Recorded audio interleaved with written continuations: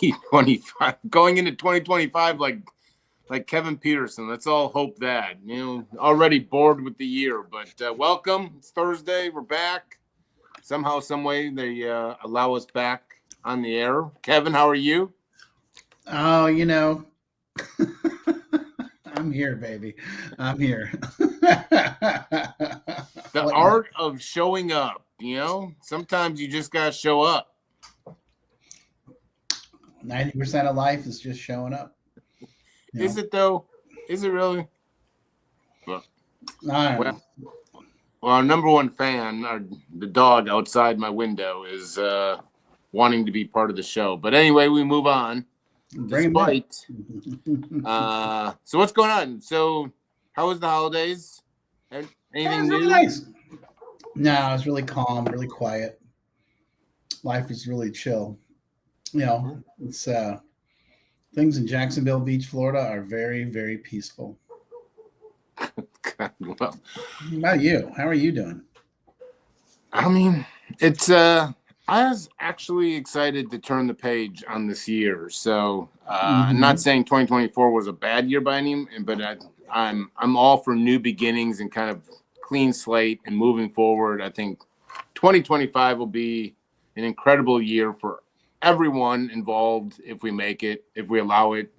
But just real content, just kind of at ease. So, and that's new for me. That's new for me. So I like it. All righty. Well, we do this each and every week. Yeah. 2 weeks we were on vacation, but Family Matters, we answered questions. We try to stump Kevin to the best of our ability. So let's get right into it. And I love this question. So let me get ready. Yes. It's like a riddle. So you're going to have to. So we have a husband that reached out, says off the top, my wife makes me watch your shows each and every week. But here's the problem. She's the problem. Our 24-year-old son, I'm a stepdad, technically in quotations, but the only dad he knows, is ongoing for multiple years, drug and alcohol abuse issues. He currently lives with us. He tried going away from college, 6 hours away from us. That has blown up in our face on numerous occasions. He moved into the dorm room, didn't like his roommate, so his mom, my wife, drove out there and got him an apartment just so he could be away from the roommate. This goes on and on and on. I am at my wit's end. I have told my wife I am wanting to leave if things don't change. I believe my son would go into treatment. In fact, has tried to go to treatment on 3 different occasions, got him to the front door, only to have my wife allow him to get back in the car with him and drive back home. I don't know what else to do. You guys are probably the only people that understand my situation. What is it? Should I just leave the marriage or leave the house? Because my wife refuses to help my son get sober. That very rarely do I read the whole email, but that wasn't a paraphrase. So I got it. I hear it. I get it. I've heard this before. Normally it's the other way around, but that's okay. So here's the answer, and this is not a. It's not a not being self-promoting. Yeah. You're at the point where you need to sit down and talk to either me or Jay. Oh shit. Oh, careful there. It's an earthquake. The simple answer is that you're not going to convince your wife because she's not going to listen to you. And you're not going to convince your son because he's not going to listen to you because he knows he's got your wife to back him up. So what you need to do is you and your wife need to book an appointment with me or book an appointment with Jay and sit down and talk to us and let us lay it out for you. And because I get this all the time, I get one parent that's all in and one parent that's not. And we have to have a session where we sit down and figure why, what's going on, what's the obstacles, and then what I do is I like, okay, sure, then let's put together a plan. And we're going to call it Plan A. And Plan A is we're going to lay down some rules and regulations and some boundaries about alcohol and drugs, and about school or work, and then behavior. And we're going to give those anywhere from a week to a month for to happen. And if they don't happen, then we're going to go to Plan B, which is probably going to be inpatient treatment. But that way, everybody feels like they've played out their cards. That's really the answer. And I mean, I do this all the time. I get this family all the time. One person's all in, the other person's like, no. I can figure this out. I can manage this. And I get the problem. I totally get it. But what we got to do is sit down and work that out and make it clear that, yeah, no, that's not going to work. And you've tried. And I want you to understand, the longer you keep trying this, the closer you're pushing this guy to some serious consequences. And having that conversation. And that's really the answer. This is literally what I spend most of my time doing, is working with the parents on what it is they are comfortable with and how they want to go about it, and then helping them enact that plan. How difficult is it to engage the one that thinks that they can keep it in-house, or, he's going to die if I don't come rescue him? I mean, It sounds like this guy, there was 3 paragraphs. I read pretty much a paragraph. Okay. There's still active addiction already.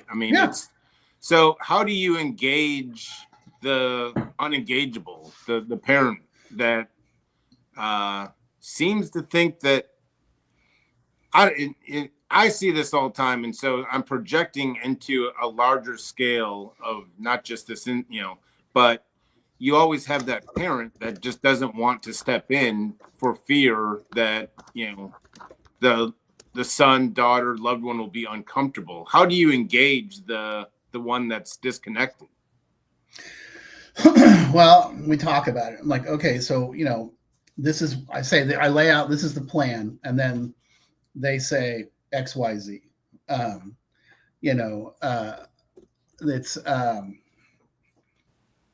It's here's what I lay it out. Like, here's the plan. What I tend to start the conversation with is, so what is it you guys want to achieve? What do you want?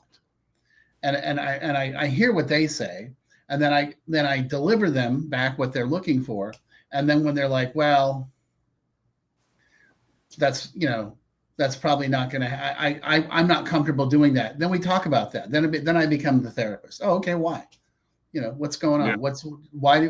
Tell me why. And I don't try to bully them or force them. I'm like, oh, okay, well, tell me why. What's going on? What's the sort, what stops you from being interested in making something happen? And, that's when they kind of get a little like catastrophic, like, well, he says he'll kill himself and he'll go live under a bridge. And I'm like, okay, so when he says that, you can call 911 and let them do their job and make it.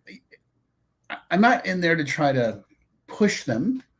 It's just about hearing all their objections and giving them simple answers to those objections. And some people just aren't ready. They're just not, and that's okay. I'm not going to force them to do something they don't want to do. But I also, what I try to get across to them is, hey, look, this is, we can help you with this plan. This plan works. It's worked for years, and we know what we're doing. But if you're not interested or you're not committed, there's nothing I can do about that. We can talk about what your hesitancy is or what your objections are, and I can walk you through those objections. But at the end of the day, if you're still at that space where you're like, no, I'm not, I don't want my son to be mad at me. Well, okay. Well, then like we talk about people in recovery that are not ready to get sober. They're just not done. They haven't been in enough pain yet, Yeah. And here's a family disease. So thinking that it's just this loved one that's actively addiction, you have a husband readily admitting he's wanting to leave I don't know if he says the house, the marriage, fill in the blanks, and the mom, it sounds as if, and I've seen it happen, that other parent saying, well, I'm choosing my son, my daughter in active addiction over a healthy, what seems to be a healthy marriage. This husband probably didn't want to message us because like we always hear from the mom more often than not, stereotyping. Yeah, but we do. We do. I guarantee you that I can feel that this husband, you have a husband wanting to leave the situation, leave the house, the bread, and that other parent saying, well, if that's what you got to do, that, that's what we're talking about with a family addiction is choosing this. This has nothing to do with the loved one's active addiction. It does, because the mom is choosing to that over a healthy marriage. It's mind blowing to me. And that that we have people that will allow their spouse to move out or do what they need to do for their love of their child and protecting them and enabling them. So yeah, it's heartbreaking. It is. And I've certainly had couples that are like, this is disrupting our marriage. So then we start talking about that. It's like, okay, so how far do you want to go with this? And where are you at with this? And kind of talk about, are you willing to lose your marriage to allow your son to continue to use drugs? I mean, do you hear and sometimes just having someone to talk to about that and put some things on the table and have them be like, well, I mean, that's where having a third party in the conversation tends to be helpful. It's like, hey, look, this is not okay. You're and then really just trying to explain to them that, your child is killing themselves slowly and you're enabling it. And so the question is, do you want to give them a chance, or give them an opportunity to get better? Yes or no? And we can help you with that. We can definitely help you with that. But if you don't want to, that's cool. But let's talk about what the consequences are going to be for you and why and how and what that looks like. And so sometimes we have to take a step back, right? And we're not even ready to plan what the next move is with the person that's suffering from addiction. It's more about working within the family structure and getting them ready to make the next move. Yeah, that happens all the time. Yeah.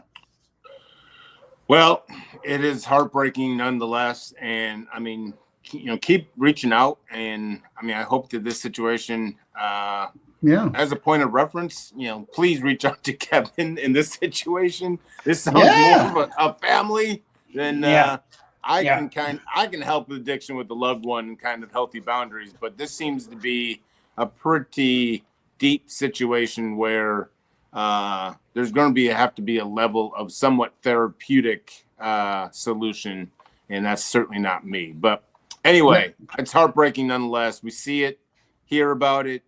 When they say addiction's a family disease, snapshot this. This is what we're talking about. So we'll get to another one. Okay. 45-year-old successful son has cut off all contact with us as his family, his sister, his brother, nieces and nephews, us as parents. He's going through a very, very bad divorce, mental health, addiction issues at the root of him losing or arguing over custody of children. How do you guys deal with when there's lack of communication? I mean, she's like, zero contact with us as a family. We want to help our son.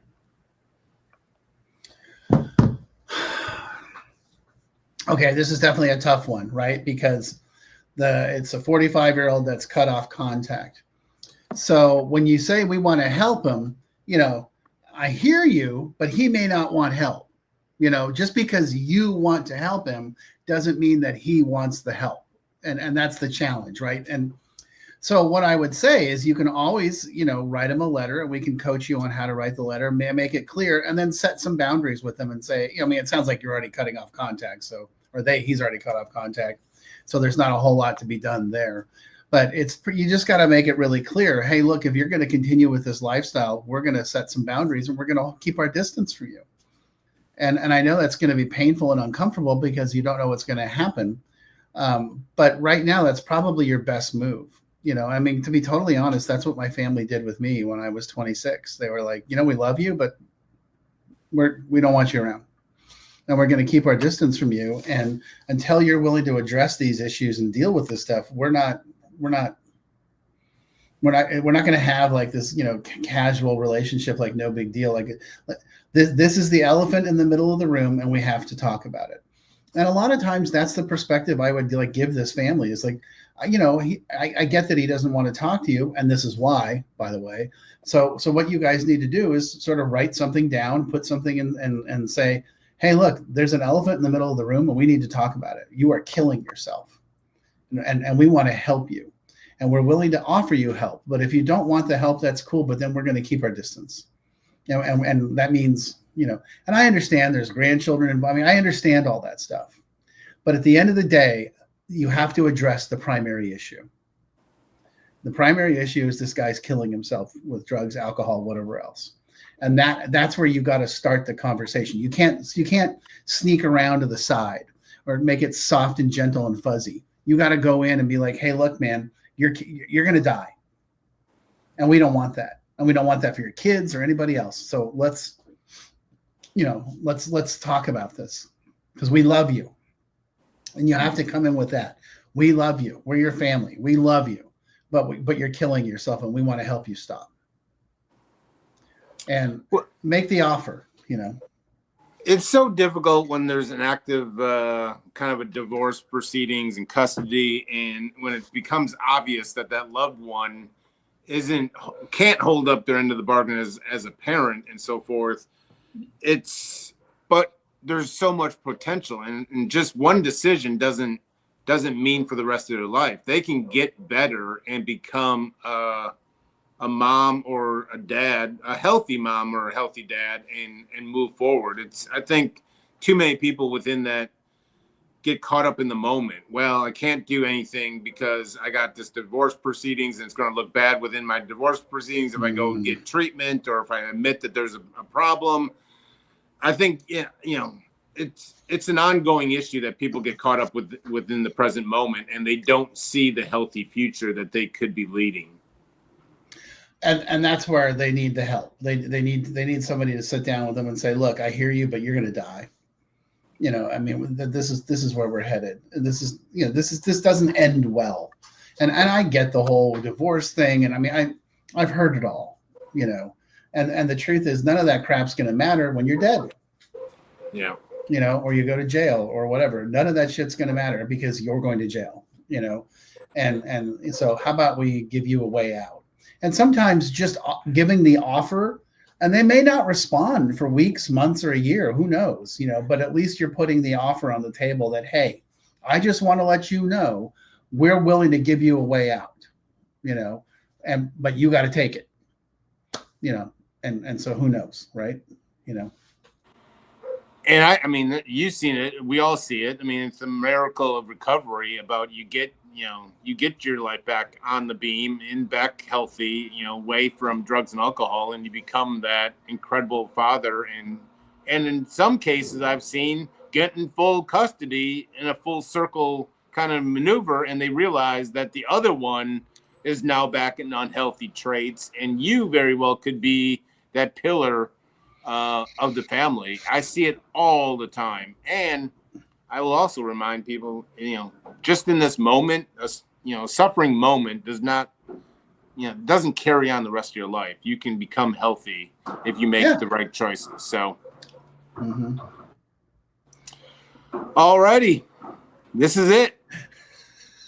You got some serious action going on in the background there, buddy. Yeah.